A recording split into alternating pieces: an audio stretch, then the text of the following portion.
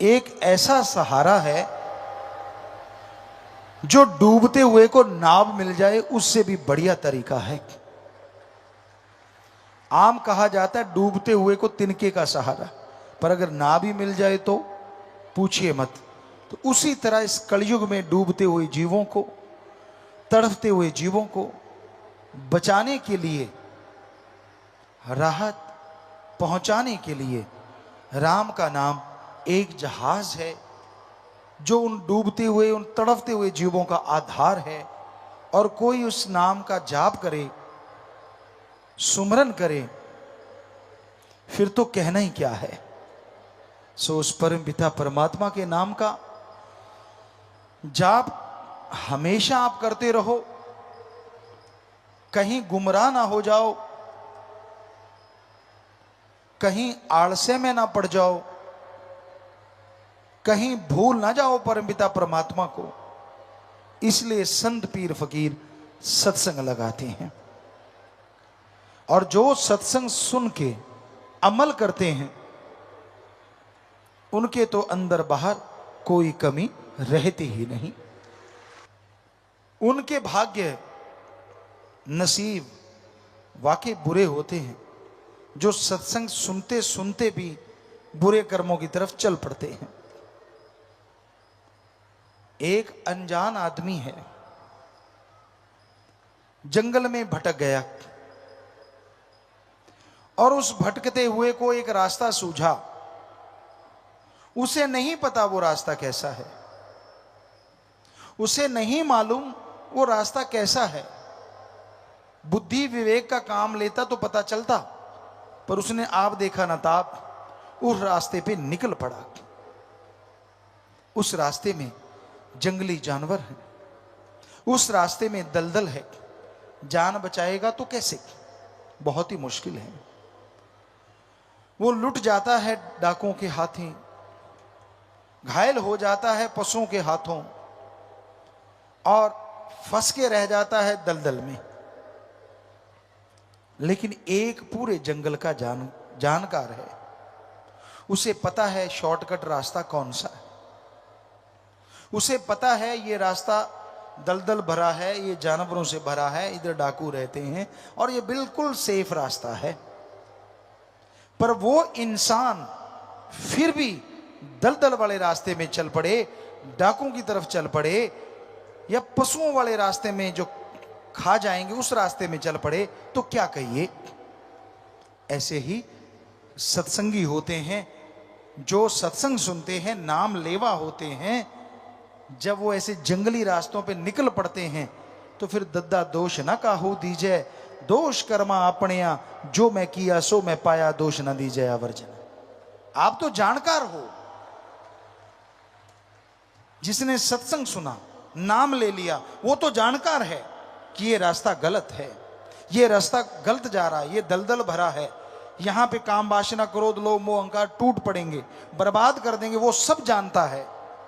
अगर जानते बूझते हुए भी वो उस रास्ते का चयन करता है, उस रास्ते को चुनता है, तो इसमें फिर ना तो भगवान का दोष, ना गुरु पीर फकीर का दोष, अपने कर्मों की सजा भोगता रहता है, तड़पता रहता है, व्याकुल रहता है। तो इसलिए सत्संगियों, आपको तो पता है गलत रास्ते नहीं चलना, फिर आप मन के लोभ लालच में क्यों चल पड़ते हो? क्षणिक स्वाद के लिए क्यों आप अपने सतगुरु से मुंह फेर लेते हो? क्यों सत्संग की बातों को दरकिनार कर देते हो? क्यों नहीं अमल करते आप? और जब आप अमल नहीं करते, जब आप वचनों की काट करने लगते हो, तो जिंदगी में दुख आज नहीं तो कल आने वाले हैं। फिर उसके लिए भी तैयार रहना। दुख आपने सहेड़े हैं तो फिर भोगने के लिए भी आप अपने आप को तैयार रखो। फिर तो बड़ा भगवान भगवान करते हो, राम राम करते हो। पहले तो राम की सुनते नहीं, पहले उसके संत पीर फकीर की सुनते नहीं, और जब फंस गए, जब तड़पने लगे, फिर भगवान शहद जैसा लगता है। क्यों करते हो आप ऐसा? मन की वजह से। जवानी तो गधे पे भी आती है, आपके कोई अलग नहीं आई, उस पे भी आती है। आपकी जवानी कैसी? वो जवानी जो सतगुरु के लेखे लगे, अरे वो जवानी जो समाज के भले कामों के लेखे लगे, अरे वो जवानी जो भक्ति इबादत में पल पल गुजारे, उस जवानी के बराबर दुनिया में तीनों लोकों में कोई नहीं होता। उसकी भक्ति अव्वल दर्जे की मंजूर होती है, या कोई बचपन में लग जाए और आखिर तक निभा दे, उसकी अव्वल दर्जे की होती है। पर यहां तो जब दोहरा मापदंड अपना लेते हैं लोग, अपने सतगुरु को, अपने राम को मूर्ख बनाना उनकी आदत बन जाती है। ये दिखाना कि मैं भक्त भी हूं और काम वो करना जो संत पीर फकीर रोकते हैं, तो फिर दुखों के पहाड़ को बुलाने से कोई रोक नहीं सकेगा। फिर तड़पोगे, फिर रोओगे, तब आप होगे और आपके दुख होंगे, कैसे कोई बचाएगा। गुरु को मानते हो पर गुरु की नहीं मानते, ये खतरनाक है, ये डेंजर है। जब आपको समझी आ गई कि रास्ते दलदल से भरे हैं, जब आपको समझी आ गई कि जंगली जानवर आप पे अटैक करने को तैयार बैठे हैं, तो राम नाम का शॉर्टकट क्यों नहीं अपनाते? क्यों काम वासना क्रोध लोभ मोह अहंकार मन माया को, उन जंगली जानवरों को अपने पे टूटने का मौका देते हो? क्यों? जोश जवानी का परम पिताजी ने एक भजन बनाया है, और वो ध्यान दें, जवान नौजवान जो बिगड़ जाते हैं, जो मानते नहीं, सतगुरु की भी रखते हैं लात, दूसरी तरफ भी रखते हैं, गलत कर्म भी करते हैं। गधा 25 उम्रा जोर जवानी का, कि जब 25 साल तक की उम्र जो है ना, दुलत्ते झाड़ने वाली है। किसी को रोक दो आप, माँ बाप भी रोक दें तो उनका दुश्मन बन जाता है। मुझे रोका तो कैसे रोका, मैं मर्जी का मालिक, मैं करूं सो करूं। यानी गधे की तरह दुलत्तियां झाड़ता है। संत पीर फकीर समझाएं, अगर उसकी मन की बात कहते रहे, हाँ जी हाँ जी हाँ जी हाँ जी हाँ जी हाँ जी, फिर तो बड़ा खुश। और आज हम जो थोड़ी करारी बातें सुना रहे हैं तो थोड़ा रूठेगा भी, हमें कहते रहते पिताजी तो, और तेरे बाप को कहें भाई, गड़बड़ तू कर रहा है तो तेरे को ही कहेंगे ना, तेरा बाप करेगा तो उसको भी कहेंगे। तो हमें तो आपके चौकीदार जो हुए, आपकी निगाह जो रख रहे हैं कि मत करो बुरे कर्म, और हमें दिख भी रहा है कि करोगे तो फिर भरोगे, फिर चिल्लाओगे, फिर रोओगे कि मेरे साथ ऐसा क्यों हो रहा है। आजकल क्या बच्चा, क्या बूढ़ा, क्या जवान, सब काम वासना क्रोध लोभ मोह अहंकार मन माया की गिरफ्त में है। बचा हुआ वही है जिसने सच्चा इश्क उस वाहिगुरु से, सतगुरु मौला से किया हुआ है। वो चाहे बच्चा है, जवान है, बूढ़ा है, वो ही बचा है। वरना इस कलयुग में मस्ताना जी महाराज के वचन कि यार सतगुरु का आशिक तो कोई कोई है, सब माया के यार हैं। तो हम ये कहते हैं उस सतगुरु की कृपा से ही कि आज बहुत से सतगुरु के भी यार हैं, बहुत बच गए उनके रहमो करम से, उन्हीं की कृपा से। खाने को घी दूध मेवे मिठाइयां खनिज लवण विटामिन्स मिले, तो कोई गंदगी के ढेर पे चोंच क्यों मारेगा बताइए? नहीं मारता ना। अब दूध पड़ा है, मेवे है, पनीर है, मिठाइयां हैं, हर तरह की सब्जियां हैं, जो आपको पसंद वो सारा सजा हुआ है, लड्डू जलेबियां जो भी आपको अच्छी लगती हैं, उसको छोड़ के क्या आप कूड़ा करकट खाओगे? सवाल ही पैदा नहीं होता जी। आप तो उनमें से भी चुन के वो खाओगे जो सबसे स्वाद आपको लगता है। पर हम देख रहे हैं कुछ कुछ बच्चे ऐसा भी करते हैं कि सारा कुछ छोड़ छड़ा के गंदगी के ढेर में चोंच मारते ही मारते हैं, मानते नहीं वो। उनके घेर अड़ा हुआ है मन का। जवानी उनको लगता है हमारे पे आई है और किसी पे तो आई ही नहीं, पहले वाले तो ऐसे बूढ़े हो गए, सीधे ही बूढ़े जन्मे थे बूढ़े ही हो गए। अरे उम्र का तजुर्बा होता है।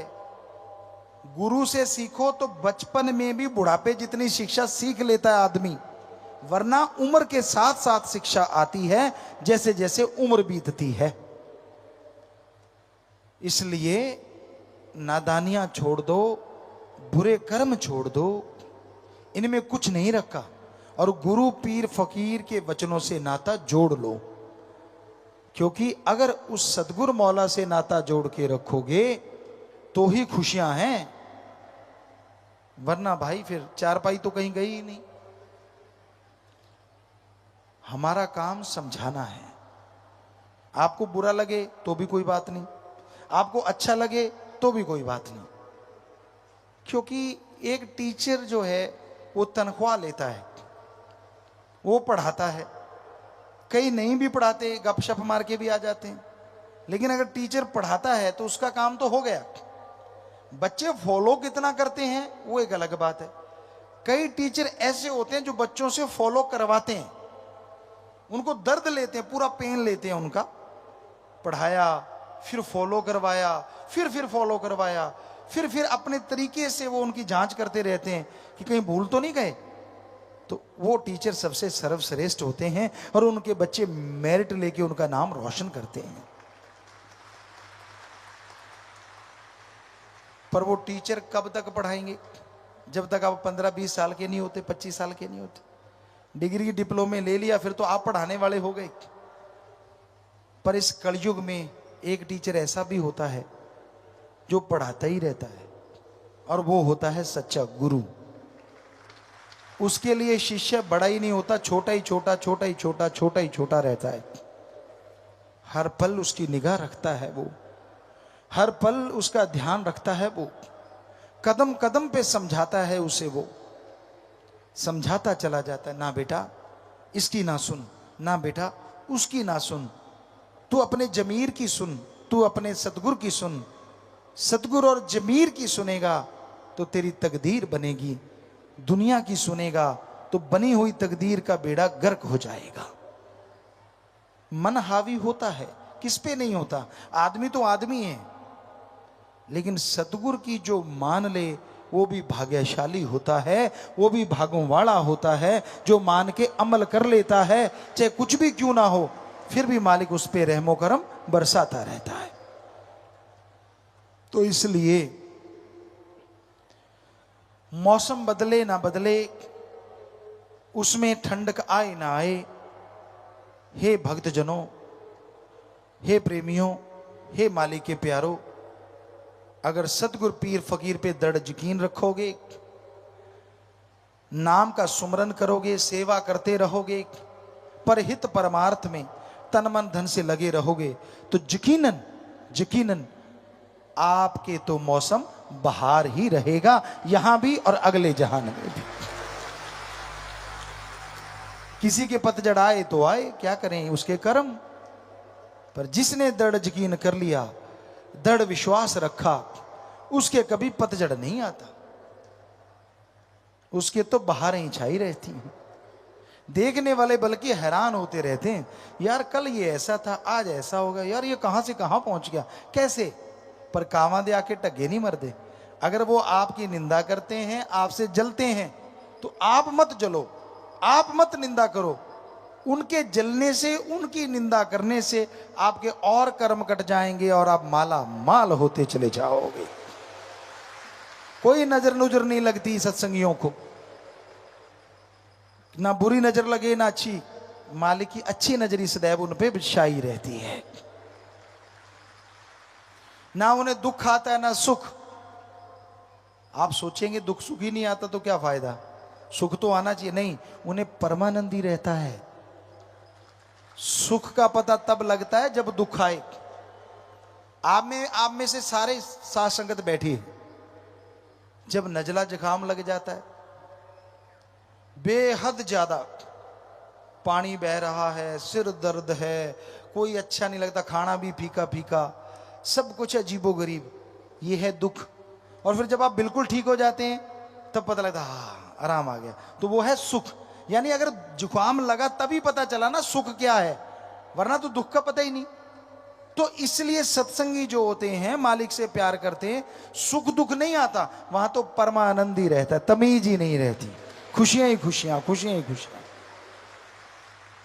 यही सचखंड है, यही निज धाम में होता है। पर दृढ़ यकीन चाहिए, सेवा सुमरण चाहिए, जितना का कर सको, और सत्संग सुनो। क्योंकि सत्संग सुने बिना आदमी काबू में नहीं रहता, उसका मन काबू नहीं रहता, इंद्रियां काबू नहीं रहती। जैसा करो संग वैसा चढ़े रंग। बनी बनाई भक्ति को गुल करने वाले घूम रहे हैं चारों तरफ। आपके चेहरे पे थोड़ा नूर आता है भक्ति का। जब आपके प्यार का सुरूर आप पे छाने लगता है, तब तक कोई ना कोई ऐसा संग आप कर बैठते हैं जो आपकी उस भक्ति के रंग को फीका कर देता है, और सत्संग में बैठे बैठे नींद में खो जाते हैं आप। कहां मस्ती मानने वाले, कहां नजारे लेने वाले हर शब्द के। क्यों आप डुला देते हो सब कुछ, थोड़ी सी देर में करी कराई भक्ति को खत्म करवा लेते हो। इसलिए किसी की सुनो ना, सुननी है गुरु पीर फकीर की सुनो। वो आपका कभी बुरा सोचते नहीं, करना तो बहुत दूर की बात है। उनकी बात आपको कड़वी लग सकती है, कई बार हजम नहीं होती, ऐसा भी हो जाता है, लेकिन वो बदहजमी भी जन्मों जन्मों की बदहजमी को खत्म कर देती है। कई ऐसे होते हैं थोड़ी तकरार करने के बाद मान लेते हैं, लड़ते रहेंगे, नहीं पिताजी ने ऐसा मुझे कहा, उसको कहा, फलां को कहा, लास्ट में कर करा के कहते नहीं कहा तो सही ना। वो भी बच जाते हैं, उनको भी खुशियां मिल ही जाती हैं। और कई होते हैं कि पहली बार में ही मान जाते कि हाँ भाई जो पीर मेरा कह रहा है वो झूठ कह ही नहीं सकता, गलत कह ही नहीं सकता। मेरे में लाख कमी हो सकती है पर उसमें कमी हो नहीं सकती। उनका दायरा फिर खुशियों का बहुत बड़ा हो जाता है। अब दायरा आपके हाथ में है, आपने कितना बनाया हुआ है। और कई ऐसे होते हैं कि सुनते ही गड़बड़ हो जाती है, यार ये मुझे कहा, क्यों कहा, कहना नहीं चाहिए था। वो आप खड़ ज्ञानी बन जाते हैं। खुद को नहीं आता लेकिन दूसरों को ज्ञान देके आप तो बिगड़े। आप डुबेंदे बामणा जजमान भी डूबे, कि मैं तो डूब रहा, हम तो डूबेंगे सनम, तुझे भी ले डूबेंगे। खुद का मन बिगड़ा होता है और साथ वाले का भी बिगाड़ देते हैं। लानत ऐसे लोगों पे और लानत ऐसी जननी पे जो ऐसे बच्चों को जन्म देती है। आपका फर्ज, आप भक्त बन गए तो दूसरों को भक्ति से जोड़ो। पता नहीं कब आपके भाग्य उदय हो जाएं और कब आप खुशियों से माला माल हो जाएं। पर अगर एक को भी तोड़ने की आपने कोशिश की तो आपके परिवार तक, कुलों तक वो बात जाएगी। क्योंकि एक मां से उसके बेटे को बिछोड़ देना, एक गऊ को पेड़ा देके जल्लाद को सौंप देना, इसके बराबर होता है किसी भक्ति करने वाले को मालिक से तोड़ देना। बेइंतहा पाप, बेइंतहा पाप। इसलिए भक्तजनों जोड़ने की कोशिश किया करो, तोड़ने का तो सोचो भी ना। क्योंकि किसी को भी तोड़ना अल्लाह वाहिगुरु राम की भक्ति इबादत से महापाप होता है, और वो खुद भोगता है, उसके परिवारजन भोगते हैं। अगर सतगुरु मौला की उपमा नहीं कर सकते कोई बात नहीं, पर अल्लाह राम की निंदा ना करो। अगर किसी को भक्ति मार्ग से जोड़ सकते हो तो कहना ही क्या, वो तो महापुण्य है, महादानों का महादान है।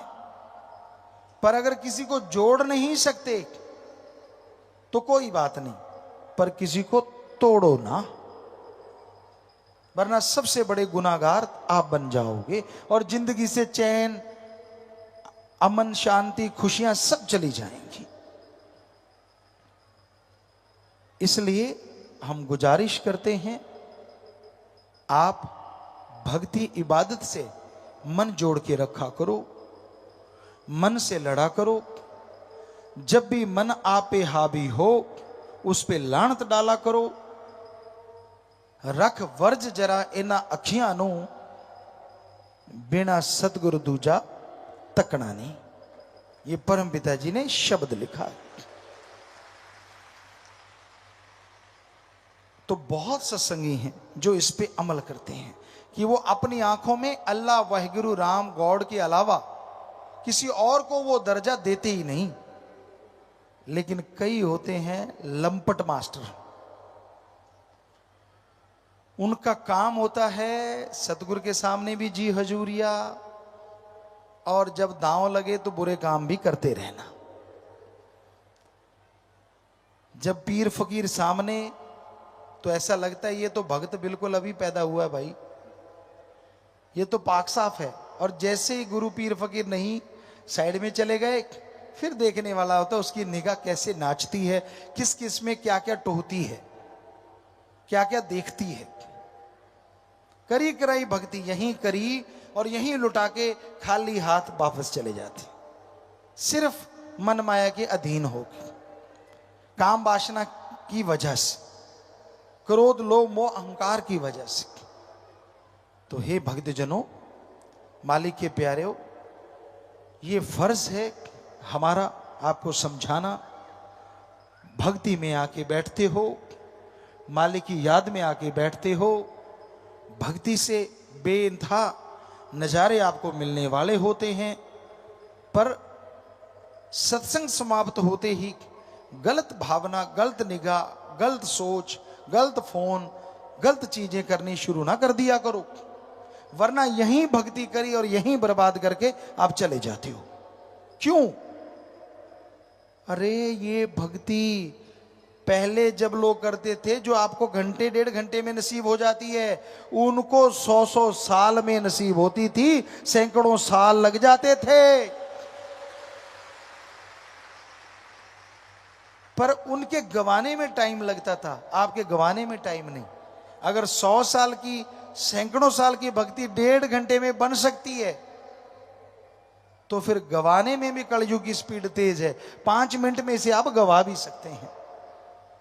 इसलिए आपसे गुजारिश, हाँ आपके अंदर बुरे विचार आ गए, बुरी सोच आ गई, गलत भावना आ गई, कुछ नहीं होता, 5 मिनट सिमरण करो, ठीक हो गए। लेकिन उन विचारों पे अगर अमल कर लिया, अगर आपने वैसा कर्म कर लिया, बुरा गुनाह कर लिया, तो फिर भक्ति गई, सब सवा राख हो गई। क्यों करते हो आप ऐसा?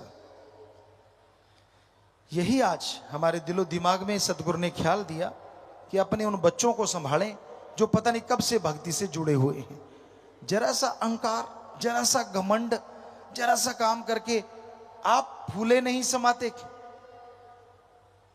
अल्लाह वाहिगुरु का देखो यार, इस धरती पे अगर बात करें, ऐसी सैकड़ों धरतियां हैं, इस धरती पे देखें फूल, पत्तियां, वनस्पति, अरबों तो उसने डिजाइन बनाए हैं, अरबों उसने खुशबू भरी है, और करोड़ों तरह के उसने मिट्टी को रंग दिया है, पानी को जगह जगह बांध दिया है। आप अरबों में हो और हर के हाथों की अलग अलग लाइनें बना दी उसने, है ना कमाल? पर उसने कभी आपने देखा भगवान को घमंड करते कि देखो मैंने भाई इतने प्रकृति बनाई है, मैंने सैकड़ों धरतियां बनाई हैं, एक दो सके भाइयों के हाथ के निशान आपस में नहीं मिलते, देखो मैंने क्या डिजाइन बनाया है ना कमाल? वो कभी भी मैं नहीं करता। और आप थोड़ा सा काम करके बटन टूटने लगते हैं आपके, मैं करने वाला, मैं ये, मैं वो। बस यार बकरे की तरह मैं ना कर। वो ज्यादा मैं करता है, कसाई को आवाज सुन जाती है, उसका गला जल्दी कटता है। इसलिए जो ज्यादा मैं करते रहते हैं, भक्ति के मार्ग में वो गिर जाते हैं। जो दीनता नम्रता का पल्ला नहीं छोड़ते कि यार मेरा काम तो सतगुरु ने किया, मालिक ने किया, यार मैं कौन होता हूं। कभी एकांत में भी जिनको अहंकार नहीं आता, वो मालिक के अति प्यारे होते हैं, उन्हें बेइंतहा खुशियां कंटिन्यू मिलती रहती हैं। सो हम चाहते हैं हमारे सारे ही, अब 6 करोड़ के पास संगत पहुंचने वाली है, कि हमारे ये सारे बच्चे ही मालिक के अति प्यारे हों, बहुत ही प्यारे हों, जब तक इस धरती पे खुशियों से माला माल रहें, और जब छोड़ के जाएं मालिक की गोद में निज धाम सचखंड सतलोक अनामी में खुशियों से लबरेज रहें। इसलिए आपको समझाते हैं, वरना ना तो आपको डराने के लिए भाई, ना आपको अपना गुलाम बनाने के लिए, ना आपसे कोई अपना मतलब हल करवाने के लिए। हमारा तो एक ही ध्यान रहता है कि हमारी ये औलाद, परमपिता परमात्मा की औलाद, हमेशा हमेशा खुशी रहे। जैसे पुराने बुजुर्ग कहते सदा सुहागन रहे, तो हम भी चाहते हैं कि हमारी ये औलाद अपने परम पिता ओम हरि अल्लाह वाहिगुरु राम की सदा सुहागन रहे, सदा उससे लिव जोड़ के रखे, सदा उससे खुशियां ले।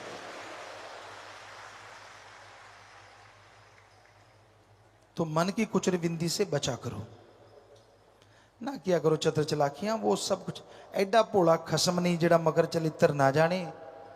ਇਹਦੇ घर विच ਉਹੀ ਉਹ बस सकती जिहड़ी सब चतराइयां भुल जावे। इतना भोला कहाँ है भगवान। आप इतने चतुर चलाक हैं। दुनिया का सबसे चतुर आदमी संतों को छोड़ के, सिर्फ संत को छोड़ के, दुनिया का कितना भी चतुर चलाक आदमी है, मालिक के दिए 100% दिमाग में से वो सिर्फ और सिर्फ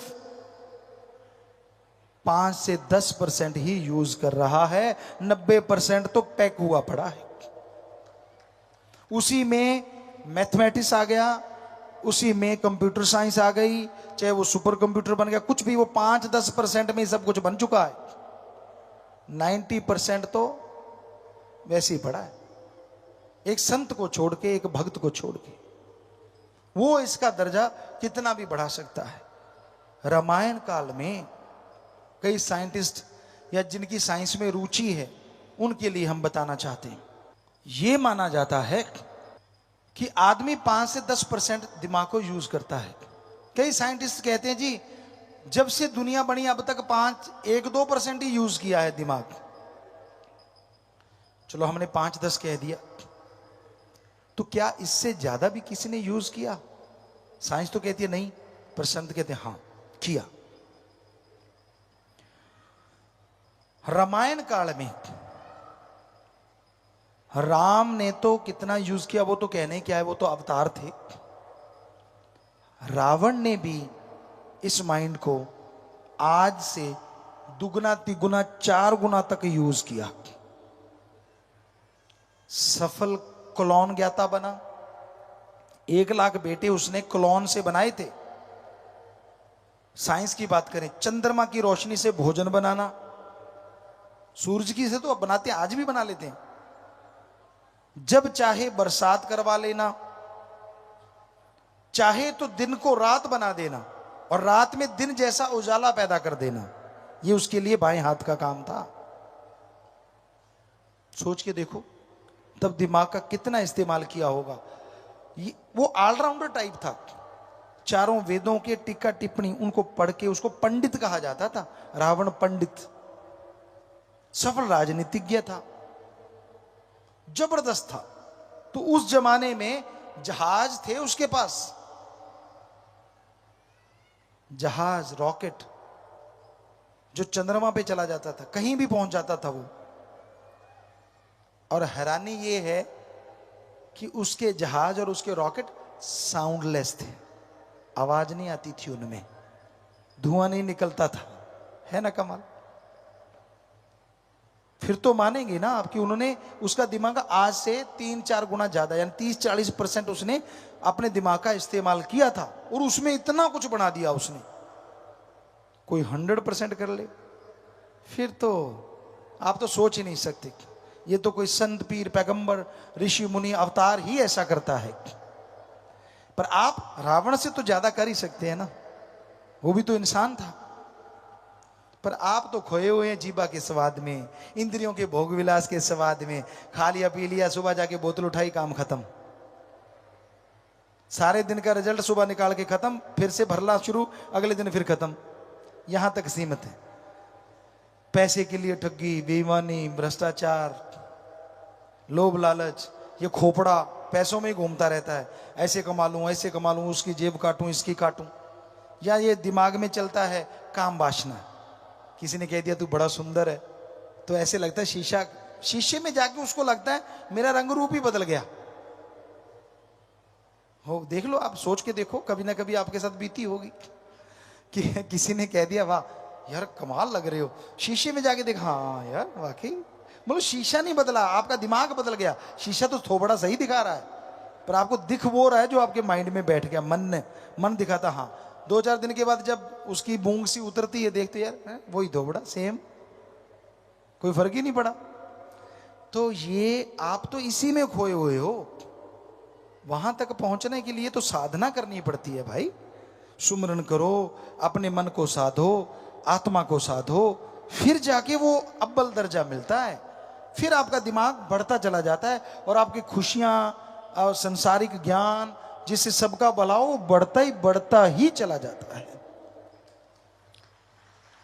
तो इस भ्रम में कोई मत रहे कि उनका दिमाग ज्यादा चलता है। आप 5-10% में ही सीमित हो, इससे ज्यादा नहीं।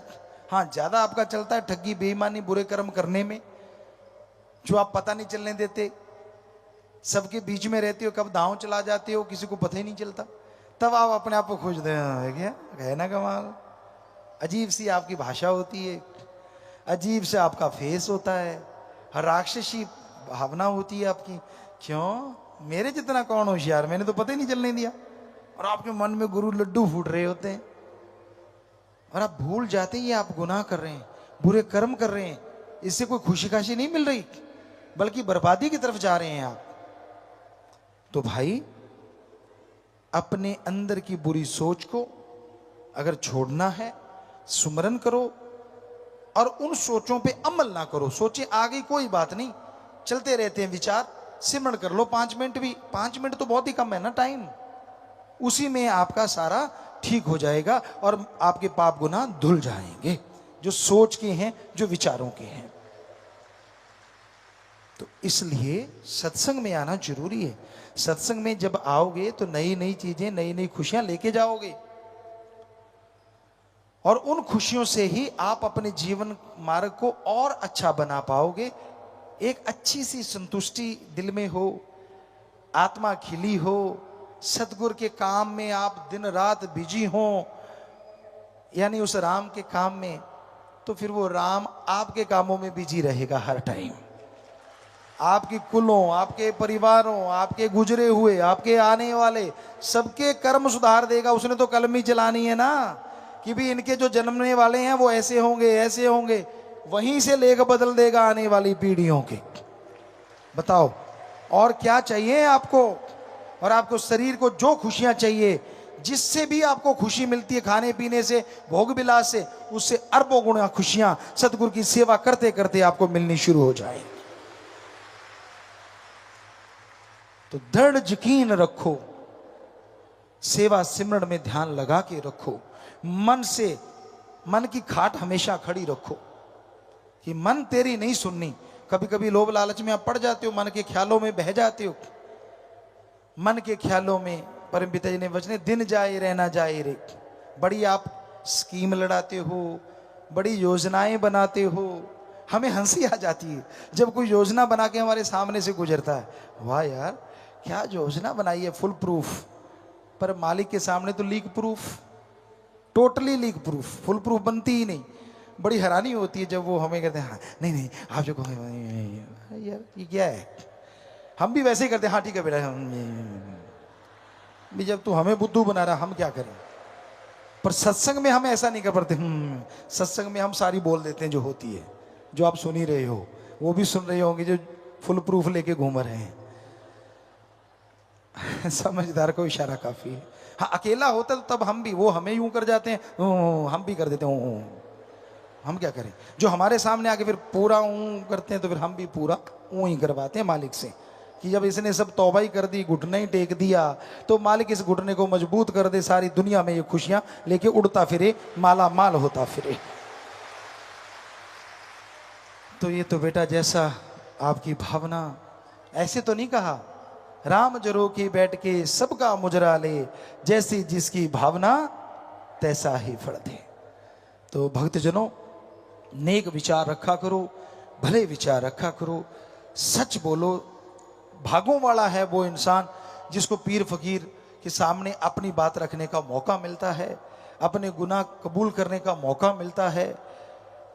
इससे भाग्यशाली वो हो नहीं सकता। फिर भी अगर भाग्य का फायदा नहीं उठाया तो निर्भागी तो वो बनेगा ही। अपने अभाग्यशाली समय में वो जिएगा ही। भाग्यशाली है अगर वो तुरंत अपने आप को साफ करवा ले, अपने गुनाह माफ करवा ले, तो उस जैसा सुखी फिर इंसान दूसरा कोई हो नहीं सकता।